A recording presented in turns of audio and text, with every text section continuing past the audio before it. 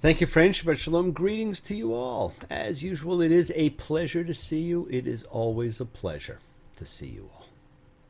Now, this is one of those special years. Now, every year that we get to spend some time together is special, but this year's extra special. And I do want to thank you all for your comments, your listening, your watching. I rely on your feedback to make these better, and I'm honored and humbled by your support. Now, today is the 20th of March. My friends, that of course is the first day of spring. It is the spring equinox. Now, equinox is derived from two Latin words, equus, which is equal, and nox, which is night. And so that tells us there's about the same amount of day as night. Now, we have two of them in a year. This one and the one in September. The fact they represent balance and choice is a topic for another day. And friends, they mark the two most important times in the Hebrew calendar. The one in September, of course, represents what we now call Rosh Hashanah. And this one in March is what I referred to last week as the beginning of the year, the first of the 12 days of creation, the first day of spring, and the countdown to the holiest day in the Torah, Passover. And the reason this one is so special is because this year it does mark all those things. Now, quite often, due to the lunar cycle that the calendar follows, the dates just don't all line up so nicely. This year the stars are aligned and we have the spring equinox as the first day of the Hebrew calendar. So happy biblical New Year, my friends. For many, this is the true New Year's. Now, as it says in Exodus 12:1, this month shall be to you the head of the months. To you it shall be the first of the months of the year. And that's something that makes Rosh Hashanah very confusing for people. But that's another story, and that is actually something you may read about on Passover. Now, last week, we learned that the tabernacle was commemorated on this day. So take a moment, my friends, and do that. And we do it in our hearts. So just give a little thanks that you get to carry such a fantastic and holy place with you for you to go to whenever you want, whenever you need, wherever you are. No one can take away what we carry in our hearts. So celebrate the new year. Celebrate the tabernacle. Celebrate spring. Life comes back. The long winter, hopefully, is over, although they are talking about snow on the first day of spring. Little darling, it's been a long, cold, lonely winter. Little darling, it feels like years since it's been here. Here comes the sun. Here comes the sun. And I say it's all right. Now, today also marks Nowruz, the Persian New Year, a holy day for the Zoroastrians, considered one of the oldest of the monotheistic religions. And we saw that Esther's husband was a Zoroastrian. And for all you members of the Baha'i faith, Happy New Year.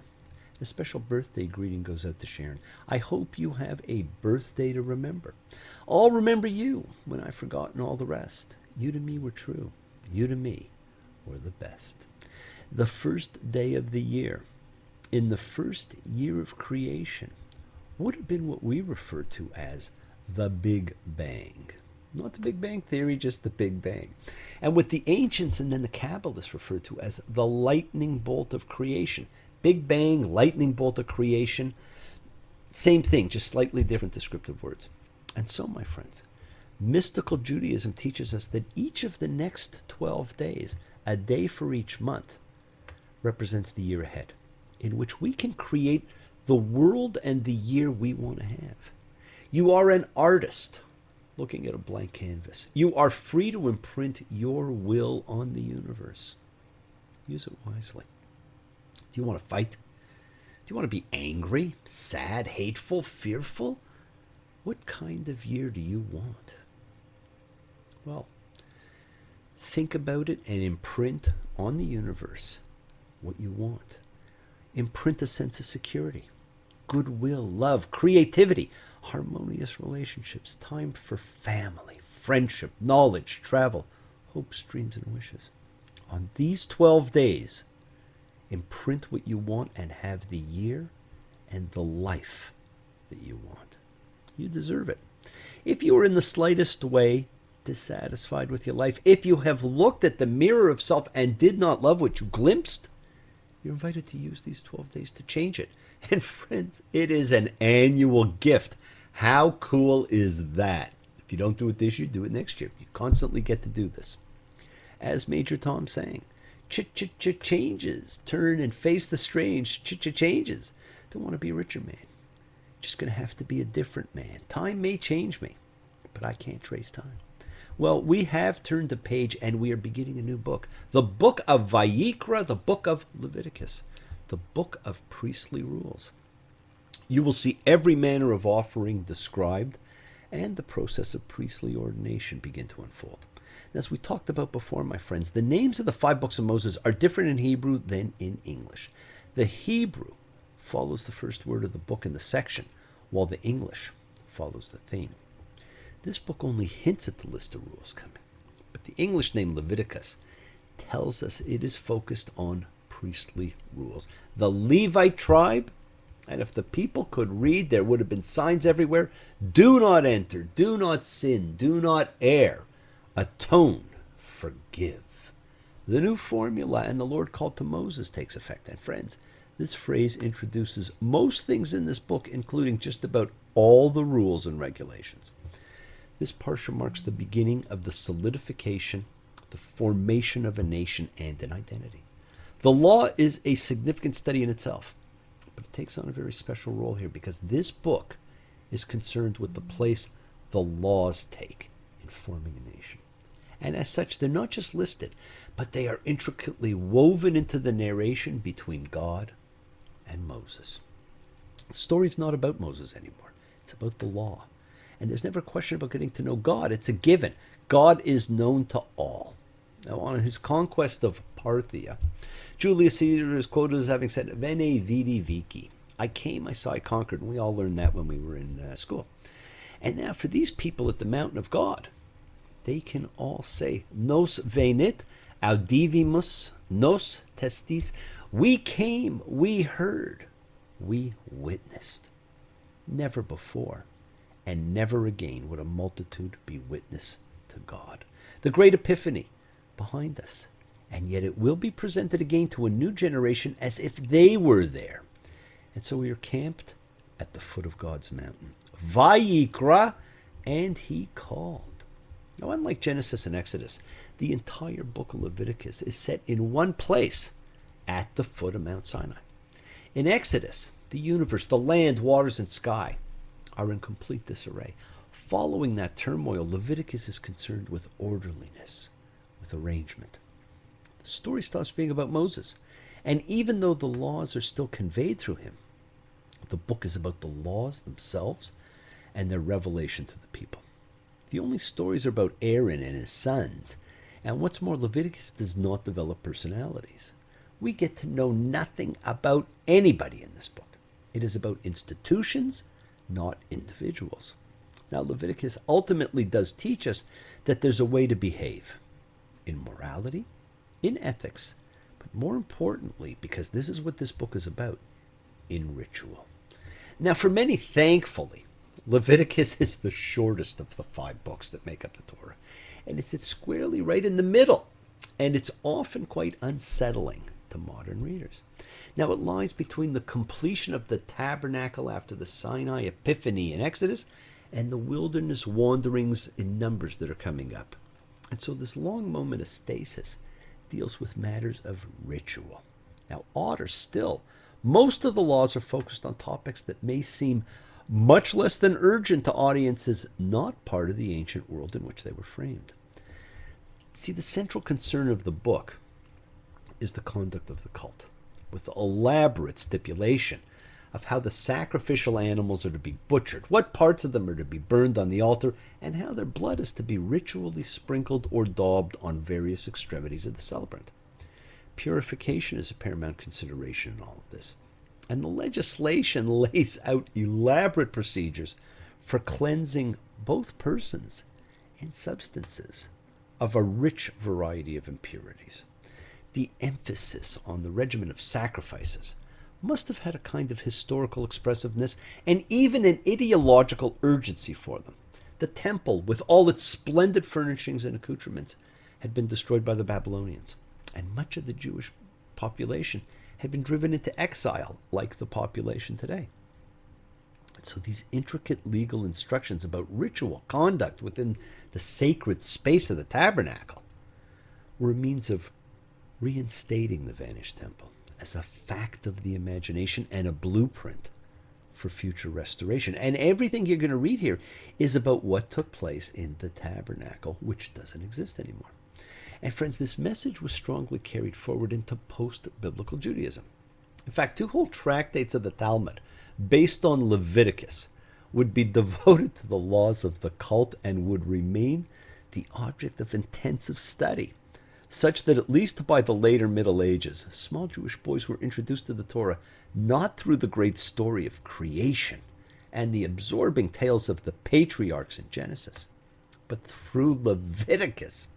In Rashi's formulation of the academic slogan, "Let the pure ones come and study laws of purity." Boring. Friends, this is where you begin to lose the audience. Do not get lost in the rituals described in this book. View it instead as a giant metaphor or allegory. Reality is conceived as an elaborate system of correspondences. Correspondences between Sinai and the cosmos on the one hand, and the tabernacle on the other. And between all 3 of these and the body segments of the sacrificial animals. And also note, there is a single verb that focuses the major theme of Leviticus: divides. In Hebrew, it is hivdil. That, my friends, is the verb from the beginning of the story of creation. And God saw the light that it was good, and God divided the light from the darkness. And God made the vault and divided the water beneath the vault from the water above the vault. In this vision of cosmogony, the condition before the world was formed was a chaotic interplay of contrasting elements, confusion, waste. What enables existence and provides a framework for the development of human nature and human civilization is the process of separation, of division and insulation. Light from darkness, day from night, upper waters from lower waters, dry land from lower waters. That same process is repeatedly manifested in the ritual, sexual, and dietary laws that you're going to find in Leviticus. Now, just as one has to set apart permissible sexual partners from forbidden ones, mothers, aunts, sisters, daughters, and every kind of animal, one must set apart what may be eaten in the great breeding of living creatures from what may not be eaten. Reptiles, amphibians, birds of prey, pigs, bats, cats, rats. In its acceptance of these categorical divisions, Israel now sets itself apart from other peoples and becomes holy like God, dividing, setting apart, erecting barriers to access. These are the notions that permeate all the regulations here about the tabernacle, the Mishkan, God's terrestrial dwelling place, which we know now is in our heart. We are constantly reminded that ordinary Israelites are to keep their distance from the sacred space of the sanctuary. Not even unauthorized persons may come forward. And in these contexts, unauthorized means encroach upon. Even the priest must follow a careful regimen of dress and cleansing and abstention from alcohol before entering the sanctuary.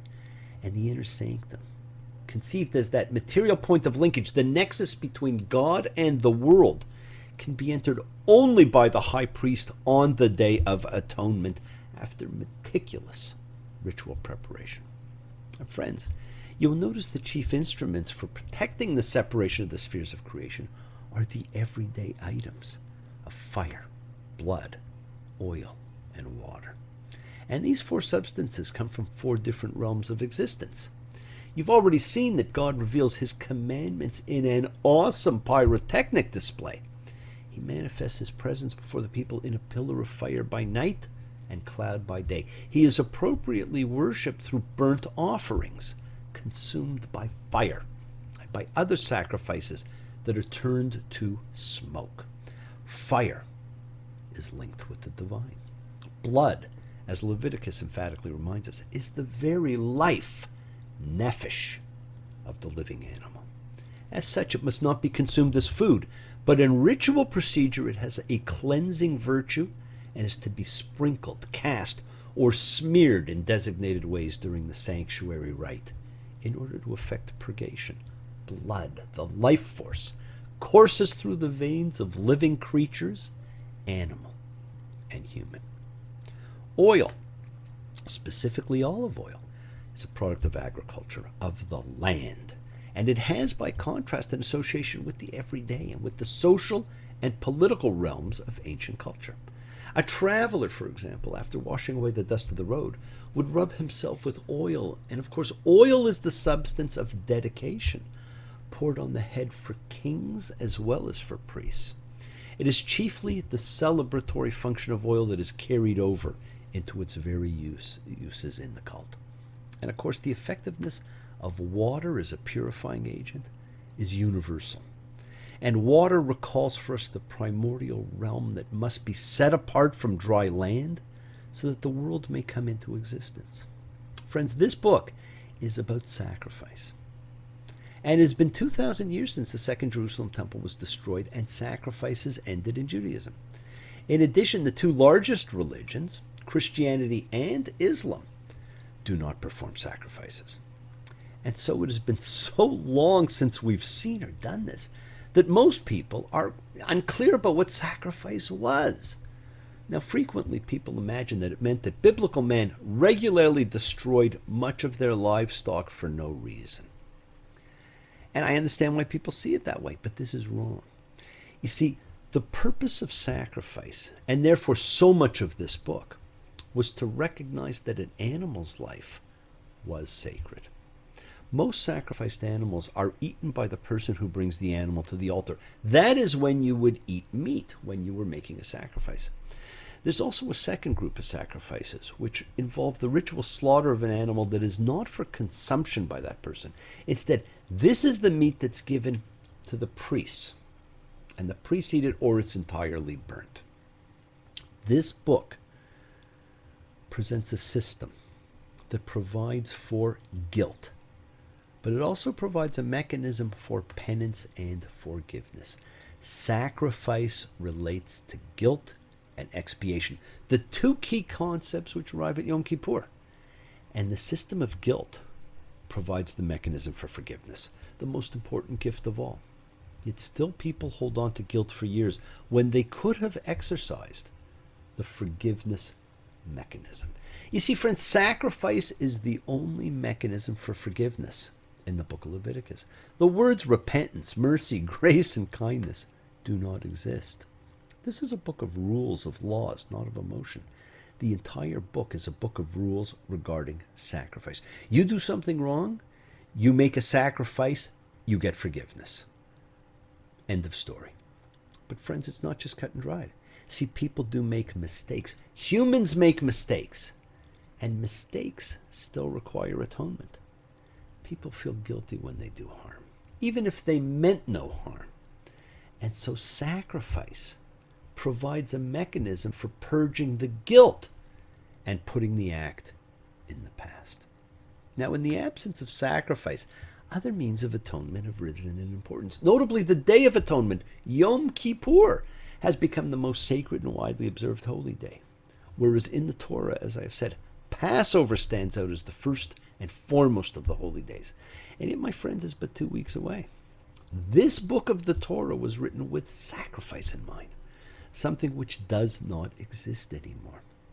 So much of what you're going to read will have much less meaning to you. Do not get lost in it. Do not worry about knowing how to conduct a proper sacrifice. I am sure your parents have taught you that already. After all, they sacrificed everything for you, and they will tell you that over and over and over again. Do not worry either if you get bored. This is the most we will talk about sacrifice for weeks to come. Think instead of the metaphor for what it represents. Friends, honor your tabernacle, your dwelling place of God. Honor the first of the year. Honor the spring. It is birth. It is newness. It is opportunity. Create the life you want to have and get ready for the festival of flatbread. Free yourselves from fear. Love y'all, live free, be free, and honor your freedom. Be well, be happy, and be blessed. Share and honor the light and all who live in the light and continue to shine. Continue to send everyone you know goodwill and love. Pray for peace and freedom for everyone and into terror and hatred. And remember, friends, we are a community. We learn together. We celebrate each other. We love each other. And as we were told in 1969 by Peter Townsend, in what many believe was the first rock opera, I'm free. I'm free, and freedom tastes of reality. I'm free, and I'm waiting for you to follow me. Follow your freedom, my friends. Thank you all. Love you. See you all next time. Have a fantastic year. Bless you all. Shabbat Shalom. Thank you for joining me. Next week we'll talk about Passover. Be well.